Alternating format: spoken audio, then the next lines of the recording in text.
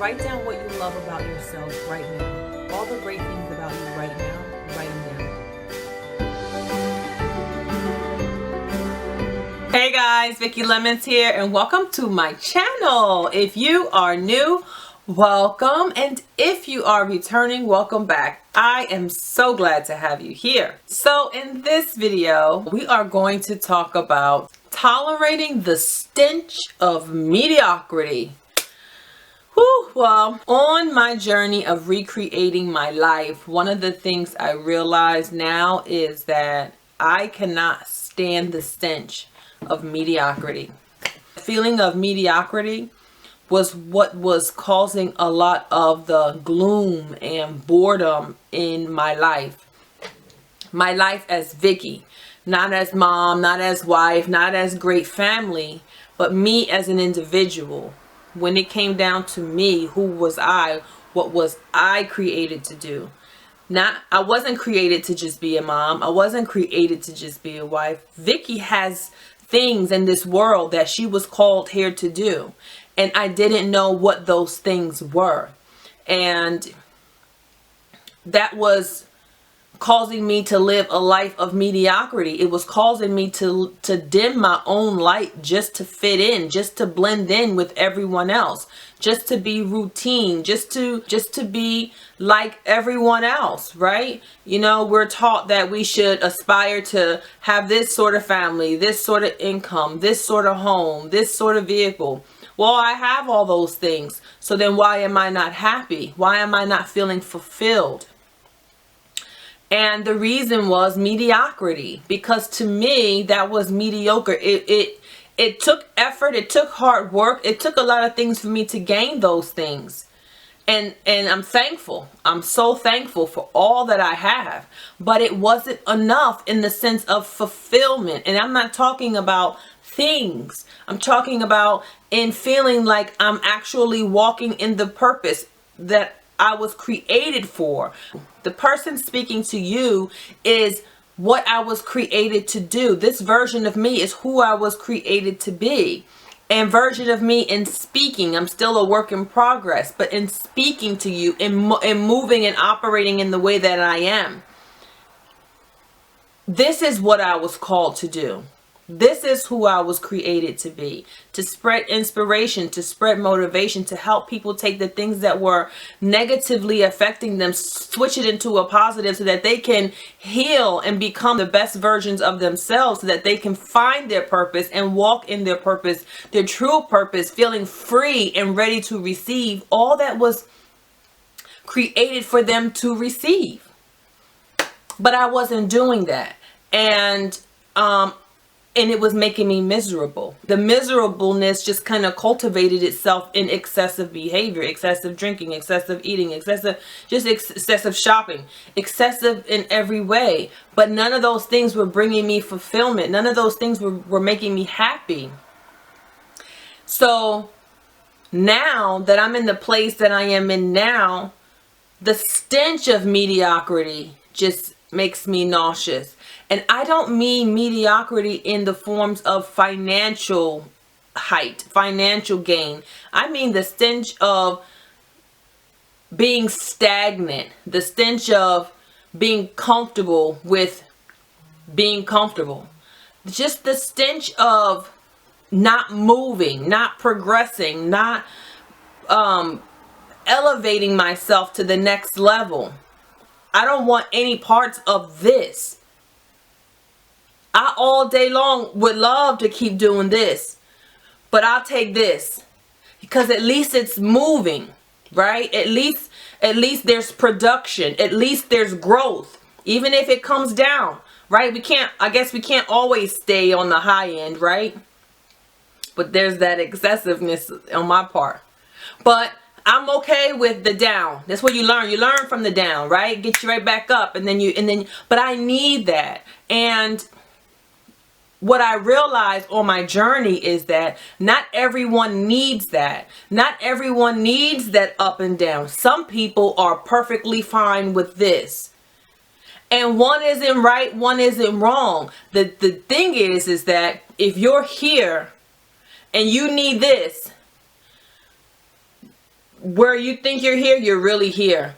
Because you're really, you're sinking yourself. You're pushing bricks on top of you because you trying to be here when you should be here. Doing that, right? Growing, prospering, becoming great, becoming all these things, even if it's just great to you.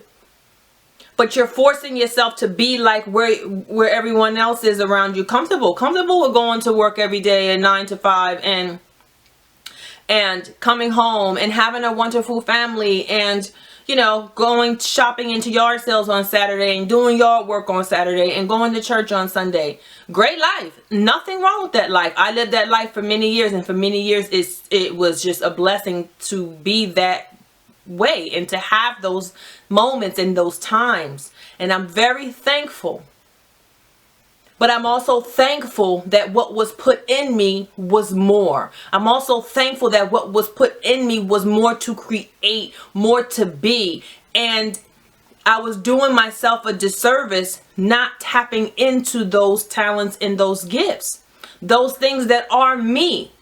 And in relationships, this can be hard, especially, can you imagine if one person is here and the other person needs this? Which that's how it is in my relationship. He doesn't need that constant jolt of more, where I do.